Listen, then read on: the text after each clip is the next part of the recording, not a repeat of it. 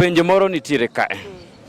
Pany nikao ndalo machon tidhi iume puodho. Ang'o momiyo ni ume puodho? Ni ume puodho, kani dhi e puothi kidagi jaduong' moti tidhi gi pany ni umo. Kom nyaluo be joma ne ok ng'ama ne onge kaka ne nyalo wuotho ka dhi e puodho.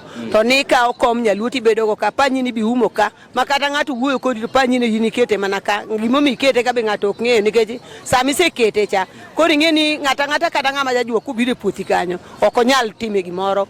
Pany ne e ajuoki ma in gi puodho ka. Pany ni kini se ume okono go beni wuogi ng'ato. Sami se ume puodho ka. In kata ng'ato penji pany ni, in pany ni ok duoki. In ipuro puothi ka gimo kele mo wuoyo kodi to pany ni to ok duoki. To gigo ne tiyo. Gigo ne tiyo. Kendo chambi no cheka makata ng'ato timgo mang'o to chiek. To sani biparo ni koponi wakao pany mo atere puodho dhi chiek. Sani ok chiegi nikech sani ji ni e digital ji no se analog. Ma sani ok nyalre. Ok nyalre. Sani ji ni e wach Nyasaye. Mano kende. Mandalo machon karne ji ok ne wach. Mandalo machon. Ndalo machon dong ni neno kata ka ng'ato dhi gi nyathi tituro rabuon e wiye to nyathi no tho. Mano ne gima chon. To sani onge, sani nyathi kisebiro go mano nyathini.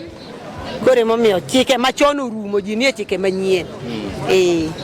Come on. That was a very honest opinion from Homabay County, and my name is George Otula.